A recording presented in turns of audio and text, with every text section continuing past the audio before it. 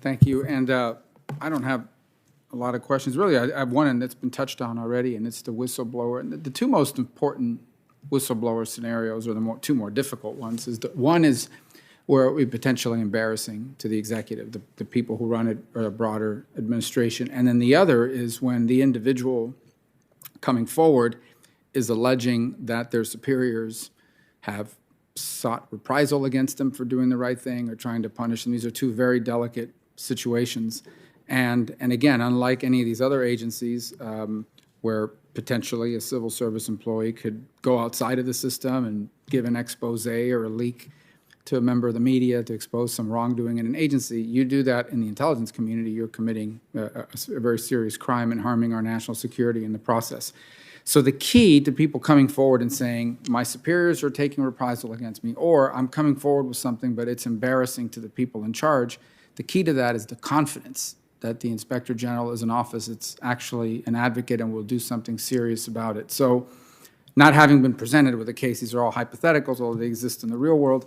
What can you do at the front end?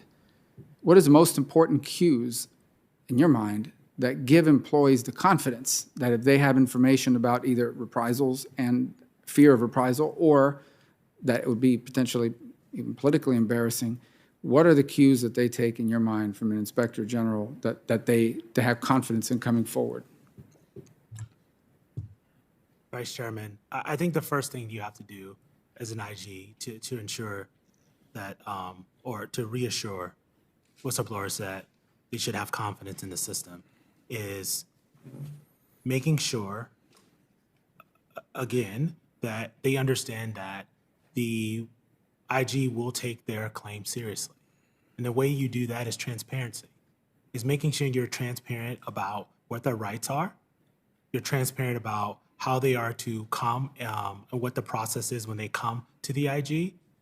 When they come to the IG, making sure that, again, the staff treats them with respect and takes their claim seriously and protects their identity and their confidentiality. And then, if appropriate, if valid, look into their concern.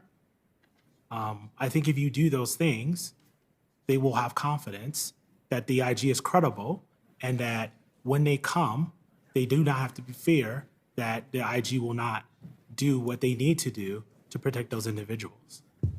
Well, one additional role that I think is really important in my mind, and I was hoping you would maybe talk just a little bit about it, is the Inspector General's role in making sure that the programs in the agency, in this case the NRO, that they reflect the intent that was authorized by Congress. Oftentimes, and this is not unique to the intelligence community, Congress will say, we are designing, or we're funding, and we're authorizing a program that does this. And then a year later, when we go back and look at it, it's not exact. They have found every crevice and loophole to sort of do it the way they want to do it. And oftentimes, it's been inspector generals and who proactively have identified those places where the intent of Congress is not being done. How do you view the Inspector General's role in ensuring that congressional intent is being followed in the implementation of policy and decisions? I think the IG Act's fairly clear on what the role of the IG is. And an IG's job is to detect fraud and waste and abuse and deter it. And it is to ensure that programs are run efficiently and effectively. And so when we're talking congressional intent and the law, I think if an IG, and if confirmed, follows those principles in reviewing the programs that are of congressional interest or required by law, statute, or by stakeholders, the IG will be effective in actually looking at those programs.